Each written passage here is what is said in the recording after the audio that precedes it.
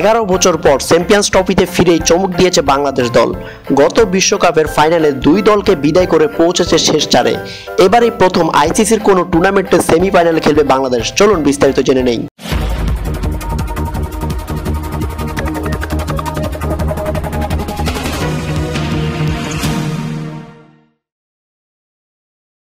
গত বিশ্বকাপে মাশরাফি বিন মুর্তজা দল খেলেছিল কোয়ার্টার ফাইনালে। সেবারই প্রথম আইসিসি টুর্নামেন্টের শেষ আয়াতে খেলছিল বাংলাদেশ। স্বাভাবিকভাবে সেটাই ছিল সেরা সাফল্য। এশিয়া কাপ ও এশিয়া কাপ টি-20 ফাইনালে খেলার অভিজ্ঞতা আছে বাংলাদেশ। দেশের মাটিতে এশিয়ার দলের সঙ্গে খেলা আর বিরুদ্ধ কন্ডিশনে ইংল্যান্ড, অস্ট্রেলিয়া, নিউজিল্যান্ডের মতো গ্রুপ থেকে শেষ চারে যাওয়া মোটেই সোজা কথা নয়। ইংল্যান্ডের কাছে হার নিয়ে টুর্নামেন্ট শুরু করা বাংলাদেশ পরের ম্যাচে বেঁচে যায় বৃষ্টির জন্য।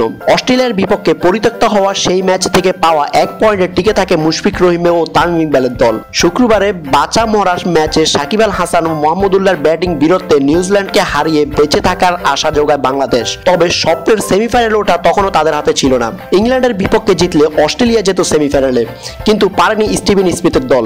স্বাগতিকদের কাছে ডাকওয়ার্থ ও লুইস পদ্ধতিতে হেরেছে 40 রানে। গত বিশ্বকাপে যাদের বিদায় করে শেষ আটে নিশ্চিত করেছিল বাংলাদেশ, এবার তাদের জয়ে নতুন উচ্চতায় পেল তারা। আগেই সেমিফাইনাল নিশ্চিত করা ওয়েং মর্গানের দল 6 পয়েন্ট নিয়ে এই গ্রুপের সেরা দল। 3 পয়েন্ট নিয়ে দ্বিতীয় স্থানে বাংলাদেশ। আগামী বৃহস্পতিবার এজবাস্টনে দ্বিতীয় সেমিফাইনাল খেলবে তারা। প্রতিপক্ষ এখনো ঠিক করা হয়নি। তাহলে আজ এই পর্যন্তই। ভিডিও সম্পর্কে কোনো মতামত থাকলে অবশ্যই কমেন্ট করে জানাবেন। আর প্লিজ এমন সব খেলাধুলা নিউজ পেতে অবশ্যই আমাদের চ্যানেলটি সাবস্ক্রাইব করে রাখবেন। Video update journalist news desk.